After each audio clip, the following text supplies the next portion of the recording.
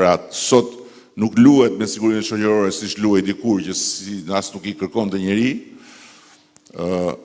që të arrijmë që të kemi një pension minimal 200 euro, pra pavarësisht se ke punuar, s'ke punuar, ke bërë ç'ke bërë, pensioni minimal të jetë 200 euro, dhe të arrijmë që për të siguruarit të kemi një pension mesatar 400 euro. Këto janë dy objektivat. Tani, kush ju thot juve, të tjera, ka dy arsye që i thot.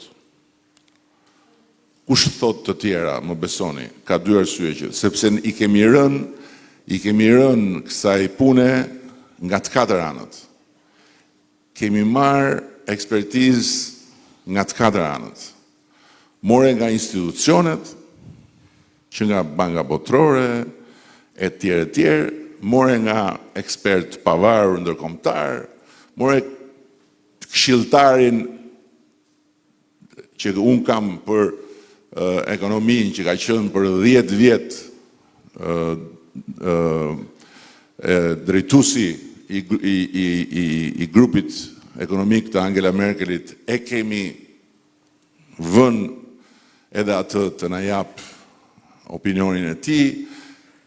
Profesor Ricardo Hausmannin që drejton qendrën për zhvillim ndërkombëtar në Harvard, po ju them që kjo që ne kemi përcaktuar si objektiv, ky objektiv është ambicios, nuk është i lehtë, por ne do bëjmë çmos që ta arrijmë.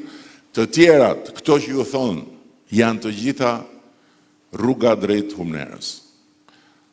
Ose sepse nuk e kam problem rrugën drejt humnerës, dhe ju e dini shumë mirë, kush nuk e ka problem rrugën drejt humnerës, e keni shumë të qartë, e njihni mirë, edhe prandaj e keni vënë kufirin atje larg. S'ka këtu, e ka kufirin shumë larg. Ja jeni vënë kufirin me kohë, se ju jeni dhe Gjirokastrit edhe lapsin e njihni më mirë se atjerët. Bini lapsit edhe nuk ka shans që maja lapsit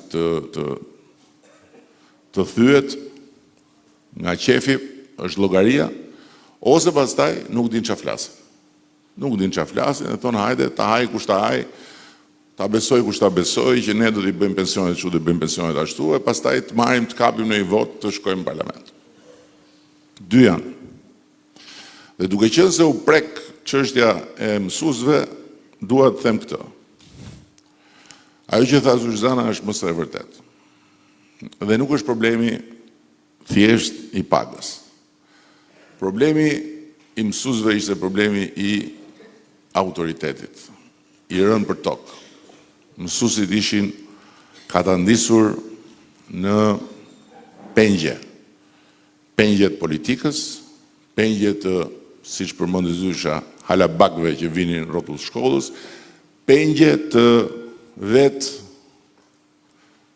nxënësve që ishin çoroditur komplet dhe s'kishin asnjë siguri për punën e tyre. Sot i jepnin te Asim Zeneli, nesër gdhieshin, i kishin flakur diku tjetër se do vinte një mësues që s'kishte as arsim për katës.